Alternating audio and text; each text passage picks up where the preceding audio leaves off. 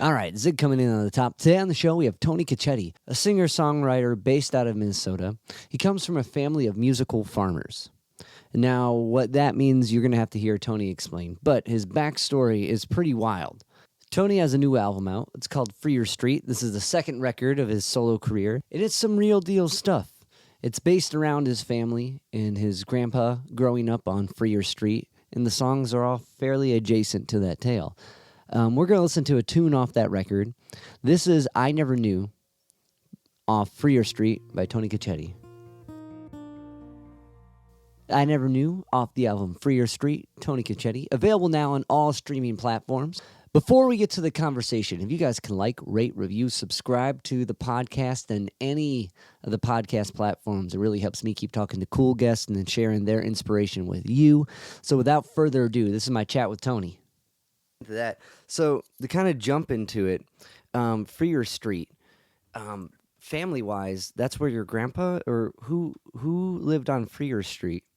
Yep, that was my grandfather's house. He on my dad's side, my dad's father, and it's a street in Detroit, and I had really fond memories of it. My grandfather lived, I don't know, I think my dad was 3 when they bought it, so he had it, till his death, and he was in his 90s when he died. So it was like, we had a lot of good memories in that house, and I had that picture for the longest time, and just it was in the family, and I always loved it, and I said, man, this would be such a cool, like something to put on a album cover or a book or something, and so for years I just skirted around it, and then finally with this one, I don't know, just the vibe of the music and everything, I was like, man, this seems like the one that, and I honestly didn't have the title right away, and I was doing the artwork for the album, and looking at the picture, and I'm like going through these titles that I thought, old sayings he had and stuff. And then I was like, man, I said, why not just call it Free? Because it was cool. It fit perfect. And it was kind of like vague enough to where the average person who didn't know, the connection would still think, understand, oh, it's just the name of a street, but it's cool how it connected, and the backside art, is actually, I had a friend of mine or a family member that still lives in Detroit, because that's where all my family's from. And I said, can you go down there, to the old house and shoot me a picture of, I wanted, to get the street sign and everything. And he did. And so that was where that came from. And it's actually my grandpa's, you can see kind of his house in the back there and the cross street sign. So that's awesome. Yeah. It's interesting. Like, do you ever go to like those like Goodwill or like Savers or any of those places, and they have like old yearbooks and like just weird stuff that like who would buy this, but like Totally. You could tell it's like belongs to a family, and you flip through it and you see like just these pictures of this whole other time, And I do that all the time. Yeah. Like at antique stores, because it's fascinating to think like this was someone else's whole other life and exist, and it's just, yeah. It's such a trip, and like it's especially when you go really far back and you're like, oh, that's what these kids did. Like, look, they had a rocket club. What, like right. It's totally cool because you see just a whole nother, like you said, a whole nother time, period. Yeah. And it's like trying to like do like little writing exercises and just trying to step into these, which is weird. It's weird to do that because like this is someone's life, Yeah. But like. Looking at that picture you used for the album cover, I'm like, this could work for like anything. This could be like a big band record. This can be like a country record. This could be totally. You know what I mean? Because he's just sitting there and like, yeah, I know. It just had all those elements of you. It really like kind of. I've had people say I've just stared at it like because it does that thing where you're just like, what is this? Who is this guy? What is he looking at? What is he thinking? And it's like if you don't even, it's even cooler almost if you don't know. Like I could see just the average person looking at it. And I think that was one of the things that intrigued me that might happen, with it, that someone was just going to, as they're sitting there listening, it's something you could just sit there literally and look at the picture and kind of, make your own story in your head based around that, So that was a really, cool concept for me to use it. And I think you do that musically too. Like I think it really hitting home on a lot of points, but also it seems like far enough back that if you didn't read the liner notes or if you didn't know what was going on, you can still relate to the material of each tune without having to have been through that upbringing or that adjacent upbringing. You know what I mean? Yep. And like, because I know it's a lot of these tunes are not directly written about or from, but kind of adjacent, right? Right. Yeah. That's it's a majority. I'd say there's that. I'm trying to think if there's just one actually on there that's really personal. It's the one that Hey Brother that was written about my older brother who struggles with addiction and all that and has for years and still does and but it's like the other ones usually I was just doing an interview the other day where it's kind of like that's as like the kind of writer I am where I'm a big like observer. I find myself doing that just naturally. Things I read or see or any of the senses, and I kind of log all that stuff and I put it. It comes out in my music at some time where I create these stories based around thing like with things that have happened to me, but also kind of like connecting things that I feel could happen or probably did to other people, and so a lot of the tunes. Um, on the album, came from that kind of place. Yeah. That's like because I've been working on like trying different modes of songwriting for myself, and like really trying to dive into like descriptive writing and taking like the mosh podge of that and like pizza it into a narrative. And it sounds like that's what you do all the time. Is it It like is. so like and this is something new to me. It's always been like for me it's trying to like grasp onto the story as it's coming, never just Mm. writing stuff out. Is that like what's kind of your I mean there's an endless answers for the process question, and I'm sure you've answered it a lot. But Yeah. like is it like are you writing these narratives as they happen, then placing them in the music, or is it a hodgepodge of thoughts that piece out a narrative, or what's it kind of look like? Because I know it's never the same every time. Yeah, I started kind of when I was starting to mess with writing, I did the kind of the cliche thing of trying to, sit down and I, you read the books and you you read about other writers and you're trying to like, okay, I'm gonna set from 9 a.m. to noon, that's going to be like my job, like an office, and it just, I tried it and I really respect that discipline because I know a lot of colleagues that do that and it works for them. But for me, it just never seemed to stick. And cause I'm such more of a person that, kind of is on the spur of the moment and the older and the more into it I got, like, I just stopped fighting it, and I said, "You're this kind of writer. You're a writer that when inspiration comes, like that's when I'll bear down and dig in and like let it happen." But I find myself when I try to force it, or say, "Okay, I have these lyrics. I'm gonna put them in the music," and so now I'm kind of, and it always just comes out to where it's things that I don't like, or I'm like, I never would want to put that out because I can totally hear that it's forced, and I know that other people will, and that's the last thing I want, because when I'm listening to some of my favorite writers, it's that genuineness that gets me, like the stories and the whether it be about them or not, you just can feel and hear that genuineness in their writing, and that's what draws you in. So that's what I think kind of as a writer, I become so, I'll sometimes have, riffs or even full chord progressions that I've recorded, months prior and just be like, you know what, this might come up somewhere down the line. And then I'll sit down and like with this album, I sat down and just went literally through hundreds of stuff that little snippets that I had recorded and then I kind of, oh yeah, I remember when I was jotting down that poetry, last out this might work with that, and then I piece it together, like you said, you just kind of, yeah. But I've really learned not to force things, and that's been huge for me to just kind of let that go, that idea of like you need to do this, this way because it never really comes out genuine in my ears anyway. It's interesting, like with a genuine like sounding lyric. Is the forcedness like the like hard rhyme?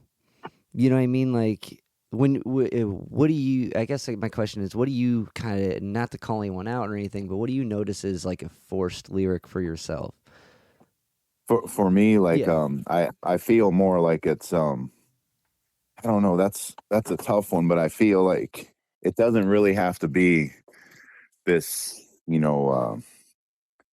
really deep, amazing, poetic, words that you can't understand, kind of, or even I've seen some writers that get like super weird, where they you can tell they're almost like trying to make it, sound more intense than it needs to be, and then you get guys like that I love, Christofferson and Guy Clark and all them, Towns Van Zandt. They were so deep and poetic, but also very like common man, the way that they said it, so anybody literally sitting there at a bar or whatever could relate to what they were talking about, but it was still beautifully poetic. And I think when I hear somebody just phoning it in, as I put it, like, where you can tell they just, you know, kind of took a thesaurus out, and not that there's anything wrong with that kind of thing, but you know what I mean? You can yeah. kind of hear when someone's just forcing it or pushing it versus when it's coming from somebody's deep down somewhere, and you're just like, damn, like, and I've heard tunes that maybe I really wouldn't have, like, that I wouldn't listen to on a regular basis, but I really, when I'm hooked on a melody line or like a lyric that way, it's like, man, this person really put a lot into this. They didn't just phone it in, and it wasn't just like, all right, well, I'll rhyme this with that. And, this is what people, I guess it's like that thing of thinking this is what people are going to want to hear versus what you want to say sincerely. And you just, you don't hold back and you just let it go. I think that's well said. I think like it's maybe the, because no one's gonna be like, oh, I had an arduous truck down the dirt road, like. Right, right. But Exactly. but maybe it's like kind of the conversational tone is Right. what I'm hearing. Okay, that's cool. I think that's really sound advice, because like a lot of when you spend all that time kind of writing, you get in that kind of trope of like using words like trope, what I mean? Right, Like, right, exactly. And I love I love using, vocabulary that way. And it's, but you, like you said, and it's funny when you're writing a song, it's almost like, I think the ones that people can relate to the most are the ones that it's like someone that they'd be talking to down on the street, that they ran into it. Like you said, it's not going to be somebody, unless you run into some Oxford scholar that, you know, but but yeah, so but also as a writer, you want to use like you like I want to hang out with the poet guys. I want them to think yeah, I'm cool. for sure, for But then sure. I get it now, because then that's the forcedness. That's that force of trying to hit that certain audience. That makes sense. Right, right.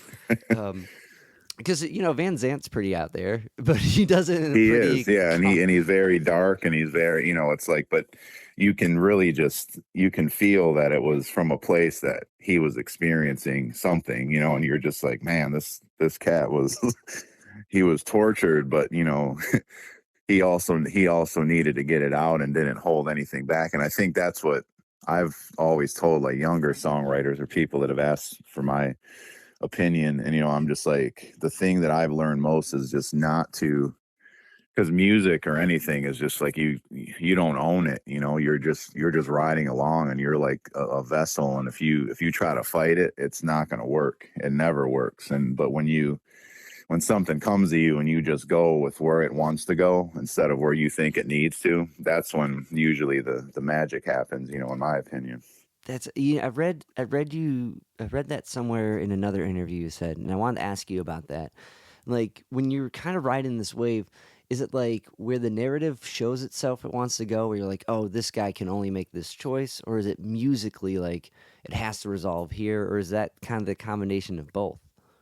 I'd say it's a combination of both. And I've written things where I thought, okay, this is where it needs to be, and then I'll walk away from it, which is usually my MO with all my writing. Is I'll never, you know, be done like right away. You know, I'm like, I'll walk away, whether it be for a few days or weeks, and I'll come back and listen fresh. And I'm like, you know what, that when you thought that worked at the time, you know, it just it doesn't later, and you're like, you know, no, that's not where that wanted. And then all of a sudden, like I said, when you just let it happen how it wants to happen, and it's then the light bulb clicks, and you're like, okay, that's where I wanted to be, you know. I think that's really sound advice too. Like Yeah, stepping away and coming back to it because you get in that inspirato loop and like I gotta cap it. I gotta get to a bridge. You know what I mean? totally, Like, yeah.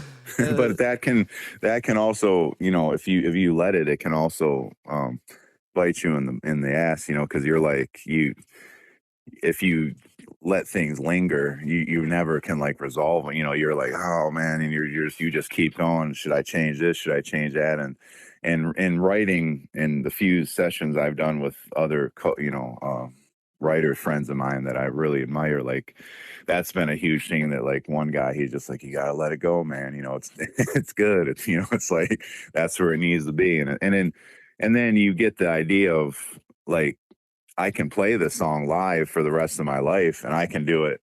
I could change the tempo, I could change the feel, you know. So yeah, that's the beauty of it. What you're gonna lay down is just that moment in time. You know, my dad always told me that he's a jazz trumpet player, and he said, you know, that the old jazz guys, like a lot of them didn't even want to be recorded because they were afraid.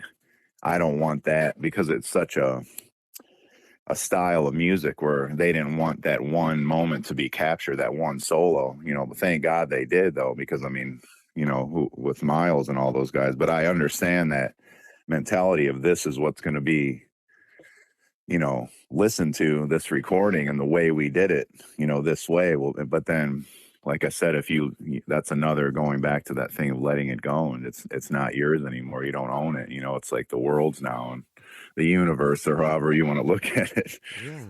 You know, it's interesting because like with Dylan, you really see like that song morphing into whatever it happens to be in that moment, and like especially Dylan now, like you'll go there and you're like, wait, this is tangled up. Oh, it is tangled up in blue. You know what I mean? Like Yeah, yeah. because it's that jazz mentality, and that's kind of how I've always taken away that performance. Some people are like, it doesn't sound like the record, Yeah, but I think the point your dad brings up is very true. They're all just moments, and yeah. like, um, I wanted to ask about kind of like speaking. Well, who was the guy you were writing with that gave you that advice of just kind of letting it be?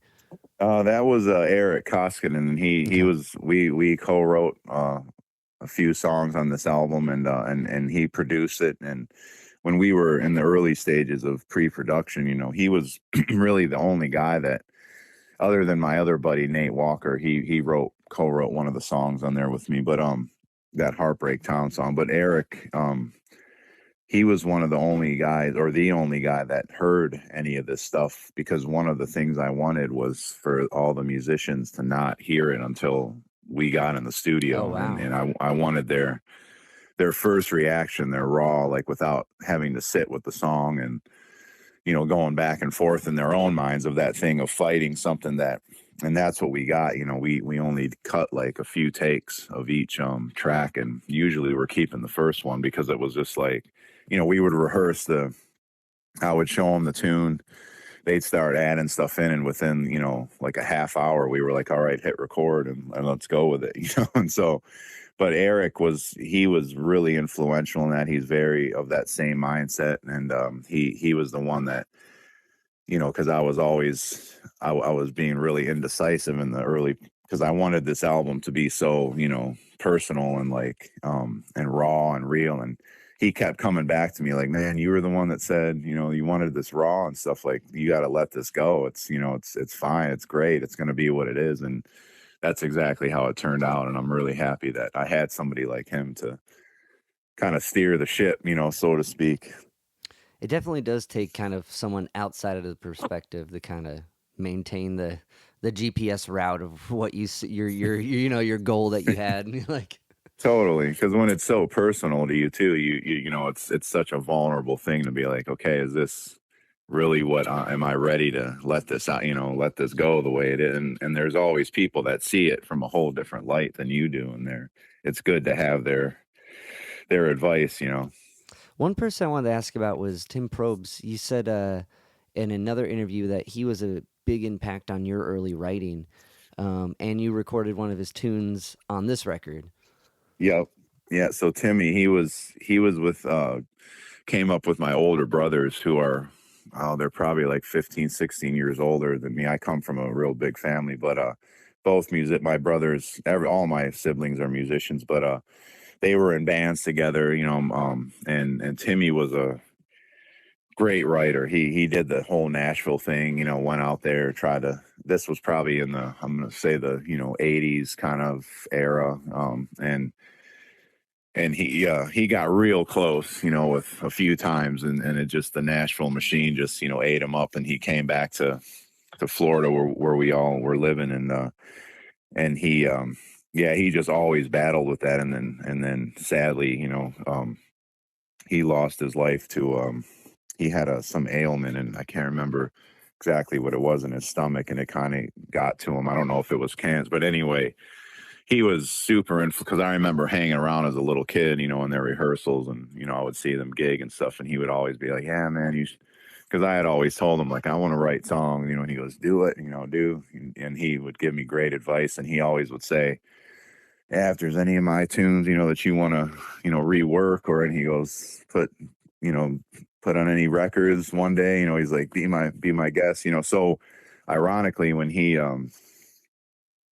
his bass player Justin sent me, when I was getting music together, just out of the blue, Justin wrote me, and he's like, "Man," he's like, "if you need any inspiration, I got all of Timmy's catalogs." And I was like, "Oh, really?" I said, "Send me some of that stuff." And lo and behold, that Convince My Heart was on one of the early demos, and I remember it brought back a lot of memories because I remember it as a kid, and so I was like, "Oh man, this," and I started messing around with it, changed a few lyrics and like kind of the arrangement a little bit, and we started playing it live with the band out. This was way before I was getting the stuff together for the album, and people were just totally grooving on it and coming up asking like, "Is that one of yours?" So I was like, when the time came, I said, it was sounding so good live, I said, "We gotta cut this one," and so that's how that all came to be. And it's so awesome because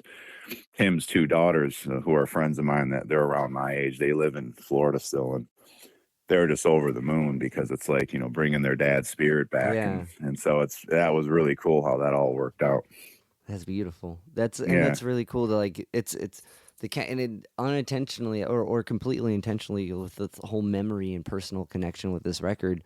That's interesting. Like being able to cover someone's music that you kind of grew adjacent to. Right. That's really profound. That's cool. Yeah. What was some of the writing advice he would give you as a kid? Like, Yeah, he was just, he was kind of a good old boy, kind of dude. And he just, he was just like, man, a lot of the stuff I just explained, he was one of, I think, the early pioneers of putting that in my mind of just, to be real, and don't try to write for other people, write for yourself, and just don't be afraid to put out, what you have inside of you, whether you think it's, good or bad or whatever. And I really carried that into when I started getting more serious into writing. And it was just like, listening to his phrasing and the way he used, words, because he was probably pretty much more straight up country, like, and it was just, I always loved how he was, simplify everything, but it was still profound what he was saying, but it was just a common man could relate to it, and so I really loved that he had that kind of artistic ability to do that, because it's not easy, and if you try to do that, it's really not. People think it's super easy to do, but it isn't. It's like, yeah, to say that in that way is a very poetic talent. it's like trying to write a Hank Williams tune. You know what I mean? It Right, sounds right. simple, like, hey, good looking, but it's Yeah. not, It's not. It's That's why everybody can't do it. yeah, exactly. Well, that's really sound advice, and especially to be growing up around it. And one thing diving into like trying to understand your history, like your family was a touring act, and like I couldn't find like a name of the touring act, and like how Like, can you explain that?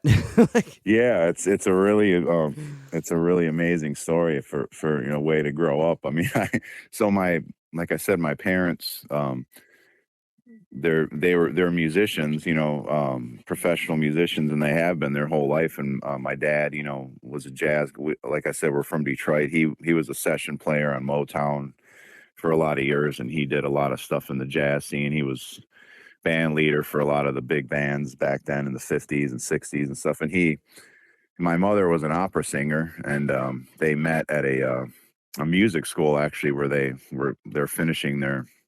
It was one of those kind of like high schools that was I don't know, what would you call that, like an arts kind of school, and they met and got married, and eventually started having kids, and my dad had the idea he wanted to start a like a family farm, kind of thing, but in music. And so uh them being both teachers and stuff, they took my older siblings out of regular school, and they were teaching them on the road, and they bought a bus and worked out a bunch of number. That was in that era in the late 60s, early 70s, where that kind of Jackson 5, Osmond, Partridge Family thing was happening with the choreography and costumes. And so they did that. They jumped in headlong, and we were, yeah. And then, so I was kind of born into that in the mid 70s, and they were still going strong. And so that was how I grew up, probably the first, I'd say 9, 10 years of my life, just on the road, 11 months out of the year. And, my parents, like I said, taught us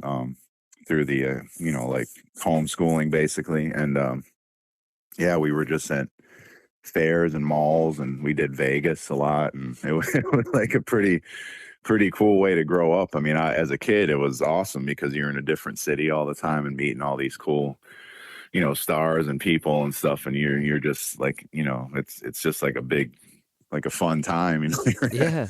and yeah, so that was how that all came to be. And What'd you when we, guys? yeah, Sorry, what'd you guys go as? What was the name? we, so we went, my dad chose the Conti family. It was Conti, and it was just, I, my Italian is rough, but I think it's Conti has references to singing or dancing in the Italian language.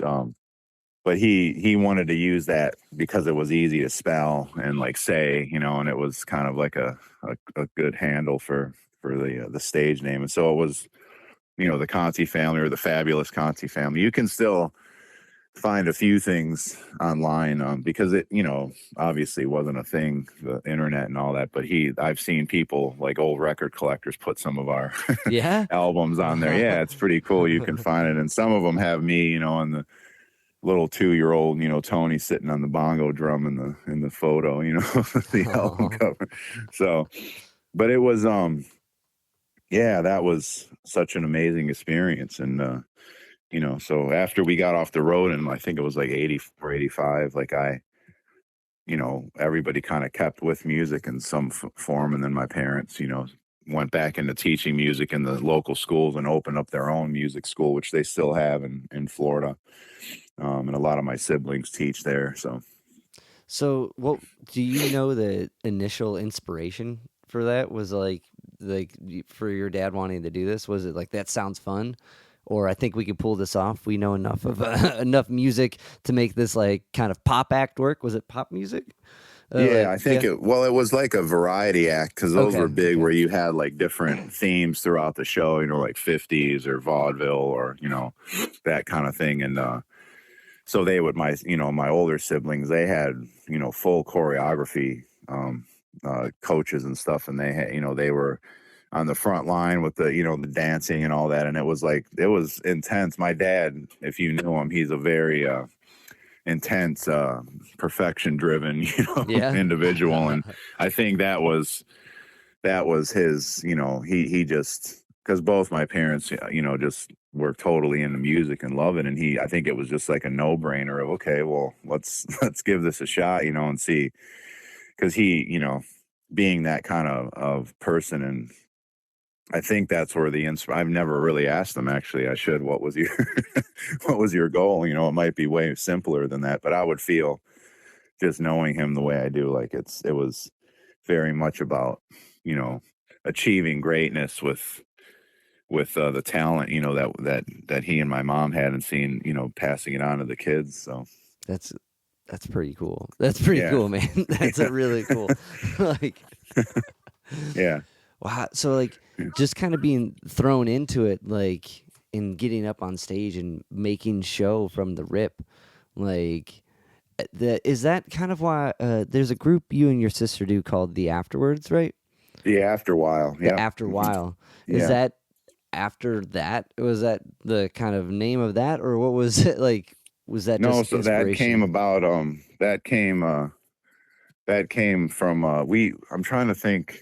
Let me go back in time here. So my story is a strange and unique one. After, without getting too off subject, like after we left, like I said, we stopped. With the family group, I went into kind of normal school, and you know, I actually fell really in love with baseball, and my dad, you know, saw that I was really into it, put me into the local little leagues, and I just fell head over heels with it, and kind of took that path. You know, still stuck with music here and there, but totally went into that. It paid for college, and then I did 2 seasons in the minor leagues. I was a Wow. pitcher, and Yeah. yeah, and so I really it was something I loved, and still do, you know, to this day. But so it was more after that stopped in what was that, like 99, 2000. And I had been doing, kind of like I said, keeping with music and songwriting and stuff in that time, but I never was performing, obviously. And then when I stopped that was around the time that my sister Gina and I got together and started doing a duo. And then our brother Chris, our older brother Chris, who plays drums, and then we kind of formed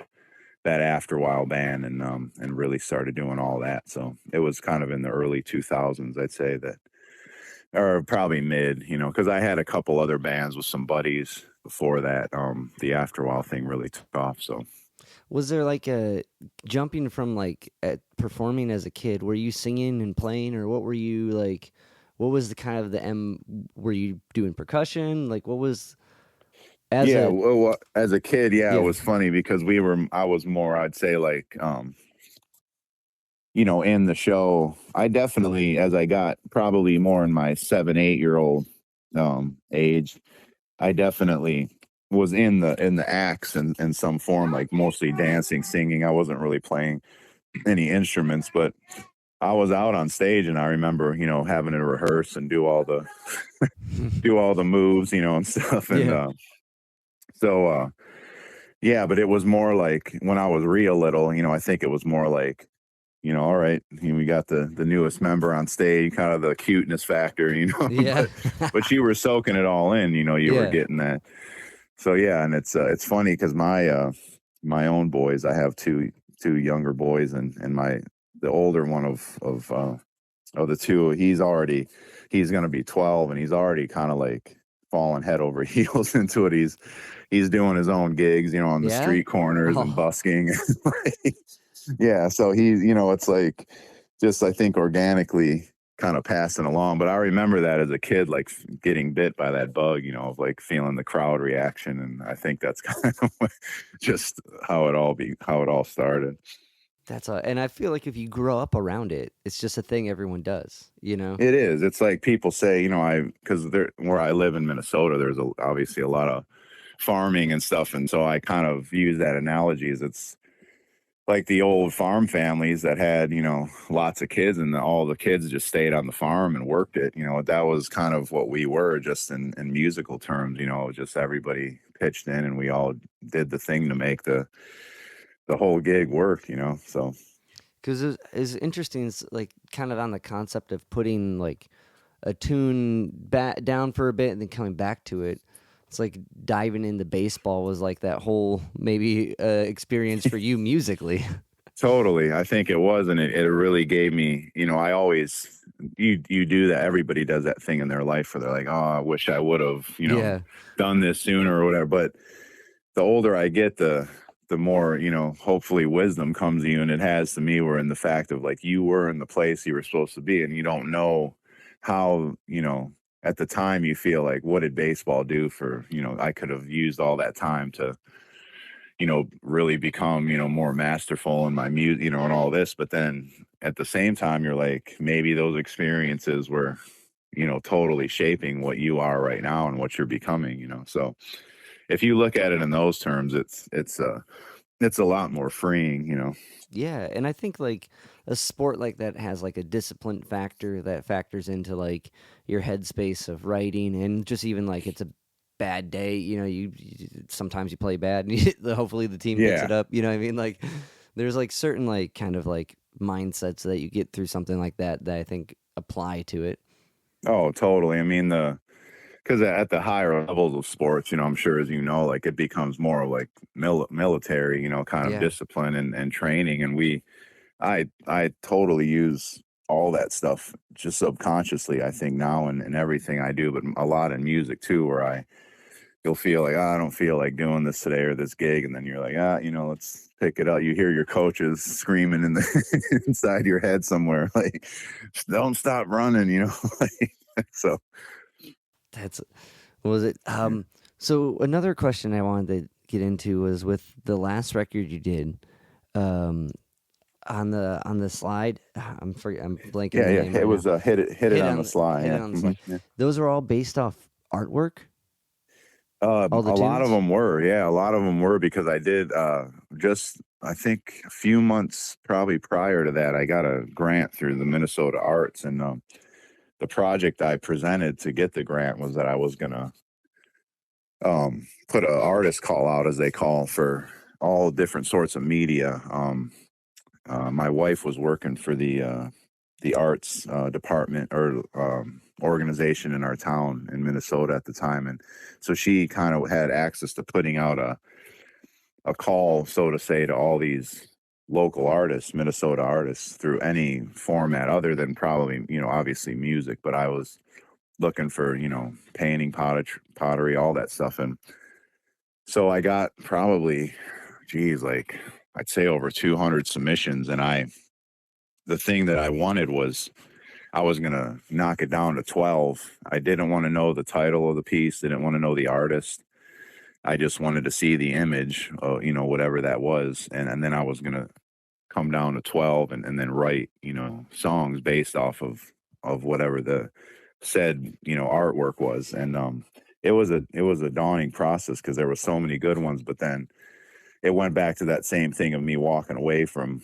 I would look at a batch, let them sit for a while and then come back to it, and then finally after a couple months I narrowed it down to 12, and then I went into the process of writing, based off the image alone. And a lot of those tunes, I'd say other than, well, I had one cover song on there. It was an old John Waite song from the '80s, so that "Missing You," but all the other ones were based off of the photos. And yeah, and I did you had to like do a thing at the end of the grant process where you had to do a show, like a small show, and we did that, and all the artists were there, and it was amazing because that was the first time I was meeting a lot of them and finding out the titles of the pieces, and and a lot of them, ironically, really, like one in particular was that song Saint Denis, and the artist, it was a kind of a picture of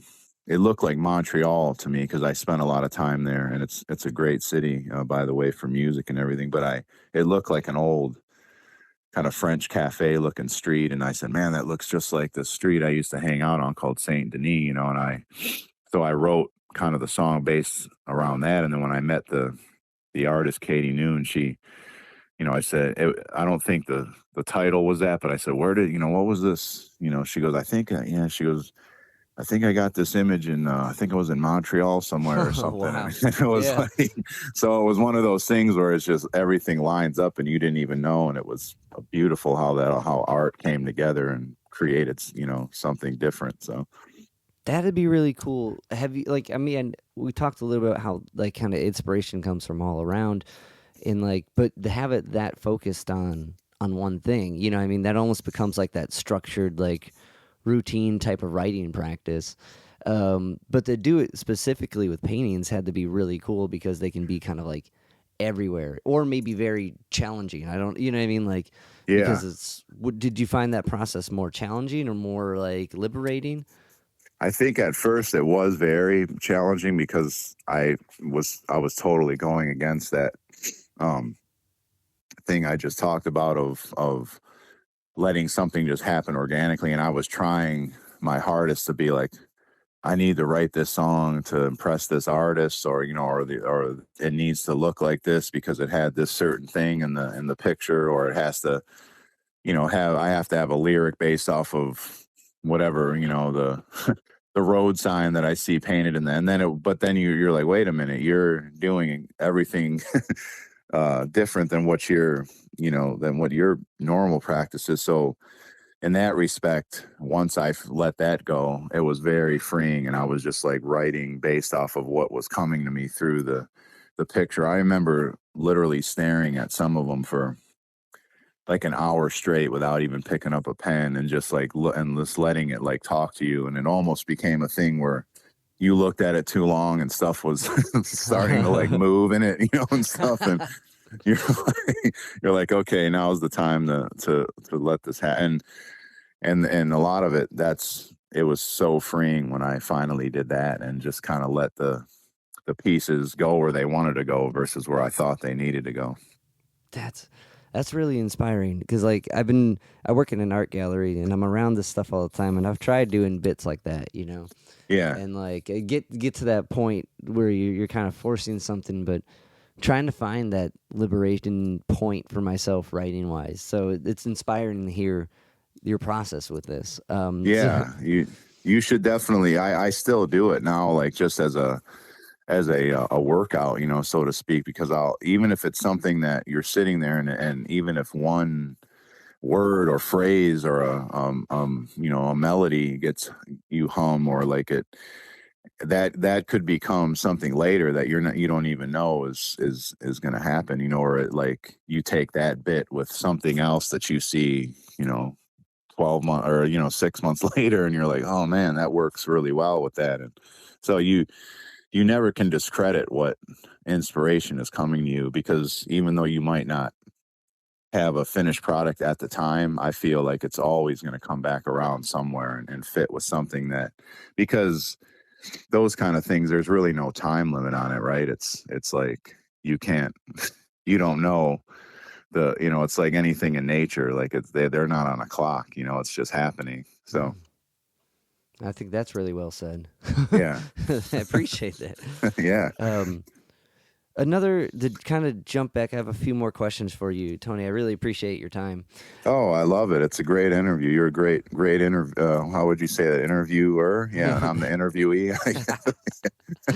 Oh, thanks, man. But I've been wrapping my head around songwriting, just like how you're saying. You dive into the books and then you do the practice for a bit. You start getting some nibbles. You find your own thing. And then there's another book that's and Yeah. you know what I mean. You listen, that kind of like more Maz pause of like that everyone doing their own thing is also inspiring because like you try a bit of this thing and see if that sticks. Well, I really like that thing from Toonsmith, and I like that thing from.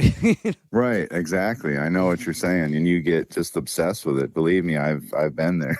Yeah, and like as much like I don't know, it's like I like that chase of these different inspirations and mindsets, and but I want to stay in the balance of being inspired and diving into those books, but not writing. You know what I mean? Right. You should give a little validity to all that, because it's all gonna surface somewhere, is my belief, and but one thing, if I can give any advice, is like that I've really come to be helpful, is bouncing it off of other writers that you respect, like whether it be poet, it doesn't have to be musicians, you just like my friend Eric that I was telling you about, his wife is a novel writer, and she's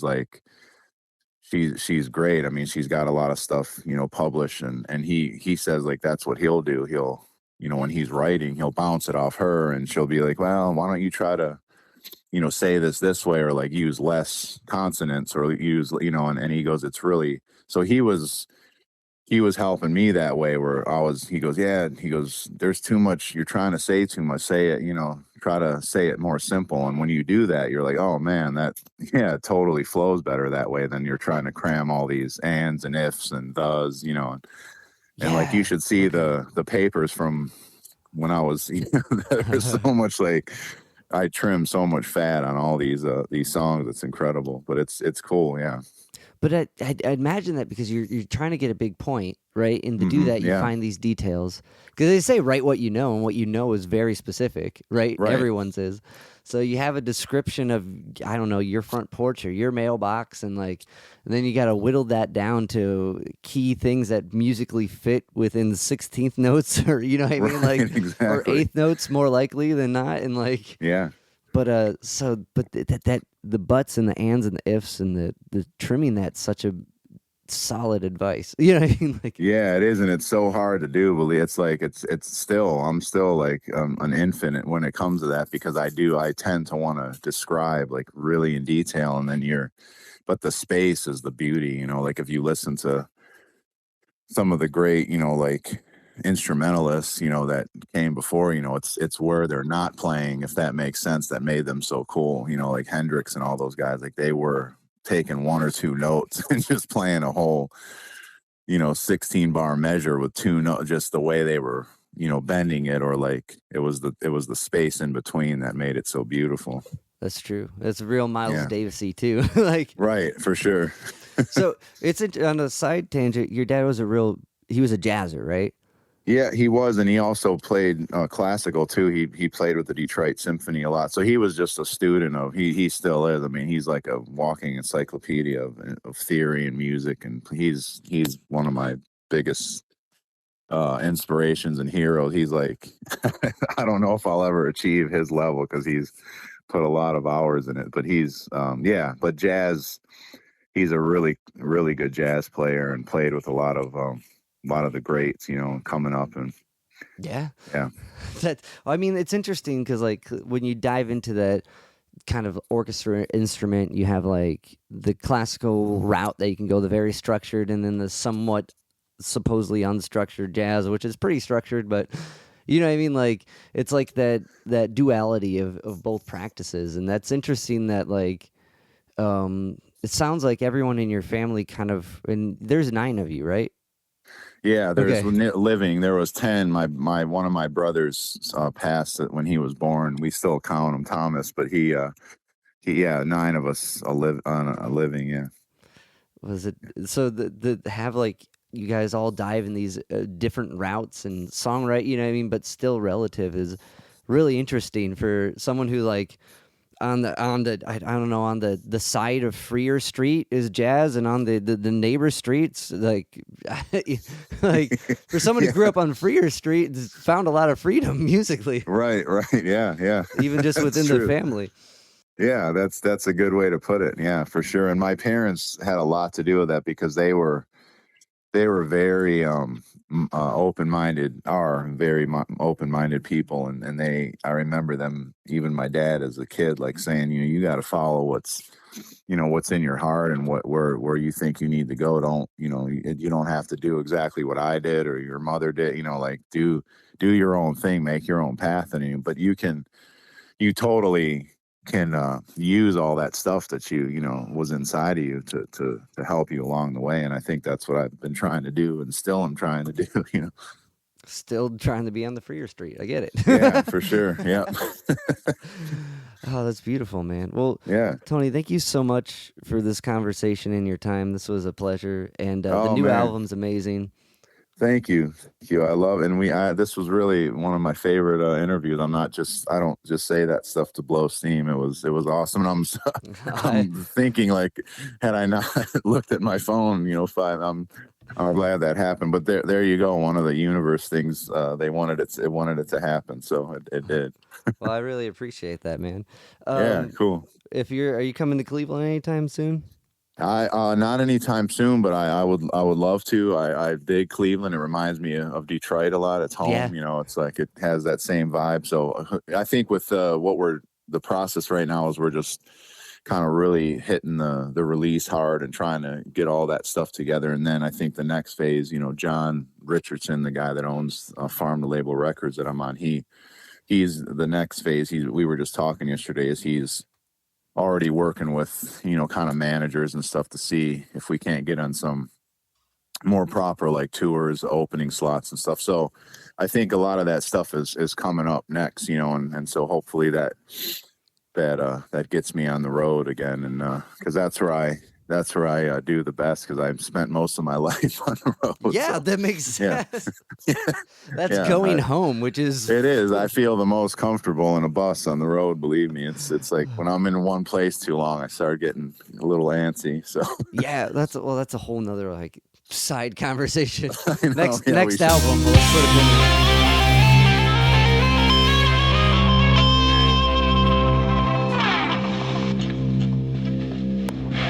Spike Spiegel here. You just listened to Zig at the Gig podcast. Keep riding the bebop.